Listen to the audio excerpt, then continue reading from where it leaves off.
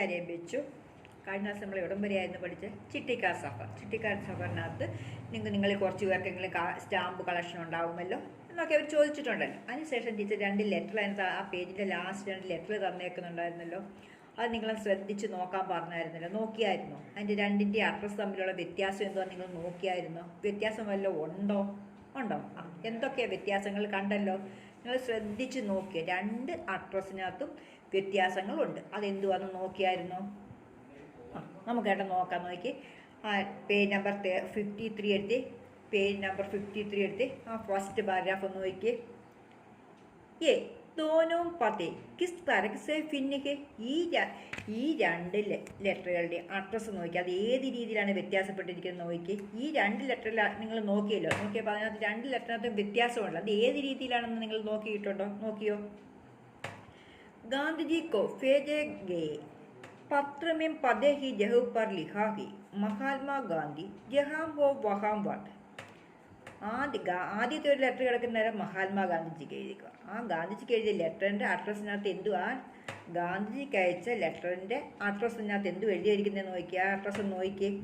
മഹാത്മാഗാന്ധി ജഹാംബോ വഹാംബ. മഹാത്മാഗാന്ധി എവിടെയാണോ അവിടെ കൊടുക്കാനാണ് എഴുതിയേക്കുന്നില്ല. വേറെ അഡ്രസ്സ് ഒന്നും അതിനകത്ത് എഴുതിയില്ല. അതിനകത്ത് എഴുതിയേക്കുന്നത് മഹാത്മാഗാന്ധി എവിടെയാണോ അവിടെ കൊടുക്കുന്നതാണ് അതായത് എഴുതിയിരിക്കുന്നത്.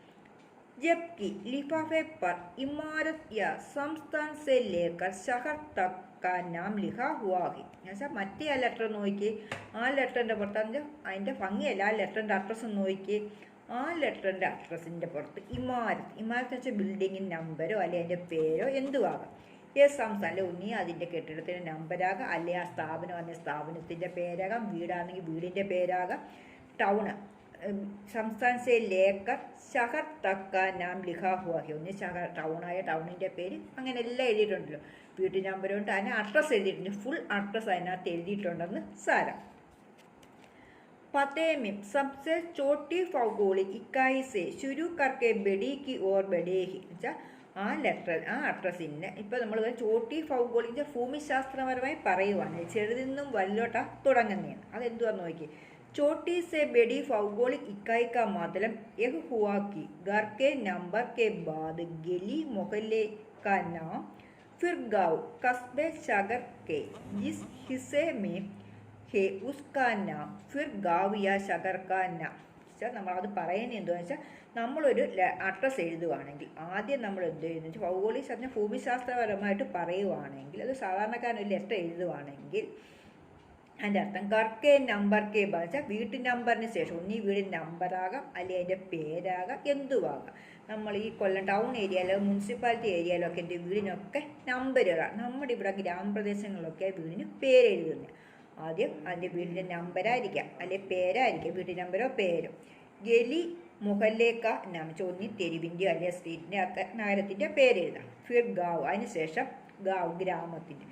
കസ്ബ എന്ന് വെച്ചാൽ താലൂക്ക്. ഷഹർക്കെ ഹിസെ ജിസ് ഹിസെ മേഹെ. നമ്മൾ അതുപോലെ നമ്മൾ ഏത് സ്ഥലത്താണോ താമസിക്കുന്നത് ആ സ്ഥലത്തിൻ്റെ പേര്. നമ്മൾ ഏത് സ്ഥലത്താണ് ഇപ്പോൾ താമസിക്കുന്നത് ആ സ്ഥലത്തിൻ്റെ പേര്. അതായത് ഫുൾ അഡ്രസ്സ് എഴുതാം. ഫിർ ഗാവുക്ക ഗാവിയ ഷഹർക്ക എന്ന് വെച്ചാൽ അല്ലെ ഗ്രാമോ അല്ലെ നഗരത്തിൻ്റെയോ പേര്. നമ്മൾ ഏത് സ്ഥലത്താണോ താമസിക്കുന്നത് ആ സ്ഥലത്തിൻ്റെ ഫുൾ അഡ്രസ്സ് നമ്മൾ എഴുതണം എന്നാണ് പറഞ്ഞിരിക്കുന്നത്. ഇപ്പോൾ തന്നിരിക്കുന്ന രണ്ടാമത് തന്നിരിക്കുന്ന ലെറ്ററിനകത്തും ഫുൾ അഡ്രസ്സ് എഴുതിയിട്ടുണ്ട്. शहर के बाद लिखे अंक को पिन कोड कहते हैं. ആ നമ്മൾ ആ ഷഹർ എന്ന് വെച്ചാൽ ടൗണിൻ്റെ താഴെ കുറച്ച് അക്കങ്ങൾ എഴുതിയേക്കുന്നത് കണ്ടിട്ടില്ല. ആ അക്കങ്ങളെ നമ്മൾ പിൻകോഡ് എന്ന് പറയുന്നത്. ഷഹർ എന്ന് എഴുതിയ പട്ടണത്തിന് തൊട്ട് താഴെ കുറച്ച് അക്കങ്ങൾ എഴുതിയിട്ടുണ്ട്. ആ അക്കങ്ങളെ നമ്മളെന്തോ പിൻകോഡ് എന്ന് പറയുന്നത്. നമ്മൾ പറയത്തില്ല പിൻകോഡ്. നമ്മുടെ പള്ളിക്ക് പോസ്റ്റ് ഓഫീസിൻ്റെ പിൻകോഡ് എത്ര നമ്മൾ ചോദിക്കത്തില്ല. അപ്പോൾ ആ പിൻകോഡ് ആ അക്കങ്ങളെ നമ്മൾ പിൻകോഡ് എന്ന പേര് അറിയപ്പെടുന്നത്. ടൗണിൻ്റെ താഴെ എഴുതുന്ന ആ അക്കങ്ങളെ നമ്മൾ പിൻകോഡ് എന്ന പേരിൽ അറിയപ്പെടുന്നത്. ജഹക്കോ ഏക്ക് പിൻകോഡ് ദിയാ ഹെ. ഓരോ സ്ഥലത്തിനും ഓരോ പിൻകോഡാണ് കൊടുത്തിട്ടുള്ളത്. ഓരോ സ്ഥലത്തിനും ഓരോ പള്ളിക്കലിന് ഒരു പിൻകോഡ്, കായംകുളത്തിന് ഒരു പിൻകോഡ്, മാവേലിക്കരയ്ക്ക് പിൻകോഡ്, അങ്ങനെ പല സ്ഥലത്തിനും പല പിൻകോഡാണ് കൊടുത്തിരിക്കുന്നത്. ഏക് സോച്ചനെ ലായക് ബാത് ഹേക്ക് ആഖിർ പിൻകോഡ് കി സെരൂരത് ക്യാ ഹെ. വെച്ചാൽ നമ്മൾ ചിന്തിക്കേണ്ട ഒരു കാര്യമുണ്ട്. എന്ന് വെച്ചാൽ എന്തുവെന്ന് പറയുക, എന്തിനാണ് അവസാനം ഈ പിൻകോഡ് അത്യാവശ്യമായി നമ്മൾ എഴുതിയിരിക്കണം എന്ന് പറയുന്നതിൻ്റെ കാര്യം എന്താണെന്ന്. हमारे देश में अनेक ऐसे കസ്ബെ ഗാവ് ഷഹർ കെ ജിസ്കെ നാം ഏക് ജൈസെ ഹെ. നമ്മുടെ ദേശത്ത് ഒരുപാട് ഗ്രാമങ്ങളും നഗരങ്ങളും പട്ടണങ്ങളും ഒരേ പേരിൽ അറിയപ്പെടുന്ന പല സ്ഥലങ്ങൾ നമ്മുടെ ദേശത്തുണ്ടെന്ന് വെച്ചാൽ പറണിക്കാവുണ്ട്, കട്ടച്ചറയുണ്ട്, കായംകുളമുണ്ട്, മാവേലിക്കര, അങ്ങനെ പല സ്ഥലങ്ങളും പല പേരുകളിൽ അറിയപ്പെടും. ഒരേ പേരിൽ പല സ്ഥലങ്ങളും അറിയപ്പെടും. അതുകൊണ്ടാണ് പിൻകോഡ് ആകുമ്പോൾ ഓരോ സ്ഥലത്തിനും ഓരോ പിൻകോഡ് ഉണ്ടല്ലോ, അതുകൊണ്ട്. पते के बाद पिन कोड लिखने से व्यत्यस्त स्थान का पता लगाने में टाक चाटने वाले कर्मचारियों को मदद मिलती है और पत्र जल्दी बन जा सकते हैं. അതുപോലെ പോസ്റ്റ് ഓഫീസുകളിൽ ജോലി ചെയ്യുന്നവർക്ക് അവർക്ക് യഥാർത്ഥ സ്ഥലത്ത് ഈ ലെറ്ററിൽ കിട്ടുന്നതിന് അഡ്രസ്സിൽ കിട്ടുന്നതിന് വേണ്ടിയിട്ട് ഇത് തരംതിരിക്കും. ചാടനെന്ന് വെച്ചാൽ വലത് തരംതിരിക്കുന്ന ജോലിക്കാർക്ക് അതൊരു ഭയങ്കര ഹെൽപ്പായിരിക്കും. ഇത് പിൻകോഡ് നോക്കി അവർക്ക് തരംതിരിക്കാൻ വേഗത്തിൽ പറ്റും. അതുകൊണ്ട് നമ്മൾ ലെറ്ററുകളൊക്കെ വേഗത്തിൽ എത്തിക്കാനും പറ്റും. പിൻകോഡ് ഉണ്ടെങ്കിൽ ഓരോ പിൻകോഡ് അനുസരിച്ച് ഓരോ സ്ഥലത്തേക്കുള്ള പിൻകോഡിലുള്ള അവിടത്തേക്കുള്ള ലെറ്ററുകളും പോസ്റ്റലുകളും പാഴ്സലുകളും എന്തുമായാലും അങ്ങനെ അങ്ങ് അടുക്കി അങ്ങ് വെക്കാൻ പറ്റും. ഇപ്പോൾ അയക്കാൻ പെട്ടെന്ന് അയക്കാൻ പറ്റും. അതുകൊണ്ട് പിൻകോഡിൻ്റെ നമ്മൾ ഏത് ലെറ്ററുകൾ എഴുതിയാലും പിൻകോഡ് അത്യാവശ്യമായിട്ട് എഴുതിയിരിക്കണമെന്ന് പറയുന്നതിൻ്റെ കാര്യം. പിൻകോഡ് की शुरू आन 15 अगस्त 1972 को टाकतार विभाग ने पोस्टल नंबर योजना के नाम സേക്കി എന്നുവെച്ചാൽ പിൻകോഡ് എന്നാണ് നിലവിൽ 1972 ഓഗസ്റ്റ് 15 പിൻകോഡ് ആദ്യമായി നിലവിൽ വന്നു. അന്ന് പോസ്റ്റൽ ഡിപ്പാർട്ട്മെൻറ്റിന് പേര് അതിനെ വിളിച്ചിരുന്നത് എങ്ങനെ, പോസ്റ്റൽ നമ്പർ യോജന എന്ന പേരിലായിരുന്നു പോസ്റ്റ് ഓഫീസുകാർ ഈ പിൻകോഡ് ആദ്യമായിട്ട് നിലവിൽ വന്നപ്പോൾ അതിനെ വിളിച്ചിരുന്നത്. എന്നായിരുന്നു നിലവിൽ വന്നത് 1972 ഓഗസ്റ്റ് 15 15 ഓഗസ്റ്റ് 1972 1972 ഓഗസ്റ്റ് 15 പിൻകോഡ് ആദ്യമായി നിലവിൽ വന്നത്. അതിന് വിളിച്ചിരുന്ന പേരെന്തുമായിരുന്നു, പോസ്റ്റൽ നമ്പർ യോജന എന്ന പേരിലാണ് അറിയപ്പെടുന്നത്. सागर है कि गांधी जी को मिले इस पत्र पर और उन्हें मिले किसी भी पत्र पर पिन कोड का इस्तेमाल नहीं किया गया था. अच्छा, ഒരു ജാഹിർഹേക്ക് ഗാന്ധിജിക്കോ മിലെ നമുക്കൊരു കാര്യം വ്യക്തമാണ്. എന്തുവാ, ഗാന്ധിജിക്കോ മിലെ ഇസ് പത്രപ്പർ ഉനി മിലെ കിസി ഭി പത്രപ്പർ പിൻകോഡ്. വെച്ചാൽ ഗാന്ധിജിക്ക് നമ്മൾ നോക്കിയാൽ ലെറ്ററിനകത്ത് നോക്കി 2 ലെറ്റർ നമ്മൾ കണ്ടില്ലായിരുന്നു. അതിനകത്ത് ഒരു ലെറ്റർ ഗാന്ധിജിക്കും ഒന്നൊരു വേറെ ഒരു ലെറ്റർ. അപ്പം ഗാന്ധി അയച്ച ലെറ്ററിനകത്ത് പിൻകോഡ് ഉണ്ടോ, ഇല്ല. അപ്പോൾ ഒരു കാര്യം വ്യക്തമാണ്, ഗാന്ധിജിക്ക് ഇപ്പോഴയച്ച ലെറ്ററിനകത്തും വന്ന ലെറ്ററിനകത്തും പിൻകോഡില്ല. അതുപോലെ തന്നെ ഗാന്ധിജിക്ക് ഇതുവരെ കിട്ടിയിട്ടുള്ള ഒരു ലെറ്ററിലും പിൻകോഡ് ഉപയോഗിച്ചായിട്ട് അറിവില്ല, ഉപയോഗിച്ചിട്ടില്ല. കാരണം എന്താണെന്നറിയോ, അദ്ദേഹം ഗാന്ധിജി മരിച്ചതിന് ശേഷമാണ് പിൻകോഡ് നിലവിൽ വന്നത്. ഫർക്ക് സെർഫ് പിൻകോഡ് കാഹി നഹി ഹെ. വ്യത്യാസം വെറും പിൻകോഡിൽ മാത്രമല്ല.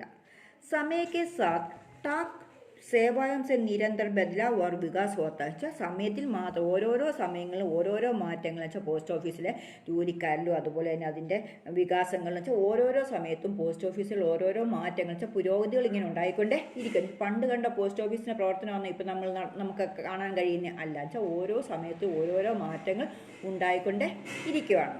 നോക്കിയേ, നിങ്ങൾ ആദ്യം നോക്കിയേ.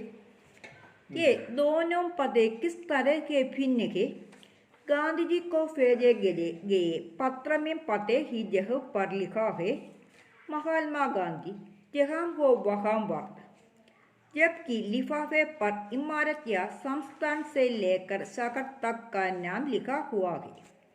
पते में सबसे छोटी भौगोलिक इकाई से शुरू करके बड़ी की ओर बढ़े हैं. छोटी सी बड़ी भौगोलिक इकाई का मतलब यह हुआ कि घर के नंबर के बाद गली मोहल्ले का नाम, फिर गांव, कस्बे, शहर के जिस हिस्से में है उसका नाम, फिर गांव या शहर का नाम. शहर के नाम के बाद लिखे अंक को पिन कोड कहते हैं. हर जगह को एक पिन कोड दिया गया है. यह सोचने लायक बात है कि आखिर पिन कोड की ज़रूरत क्या है. हमारे देश में अनेक ऐसे कस्बे, गांव, शहर हैं जिनके नाम एक जैसे हैं. पते के बाद पिन कोड लिखने से व्यत्यस्त स्थान का पता लगाने में टाक चाटने वाले कर्मचारियों को मदद मिलती है और पत्र जल्दी बांटे जा सकते हैं.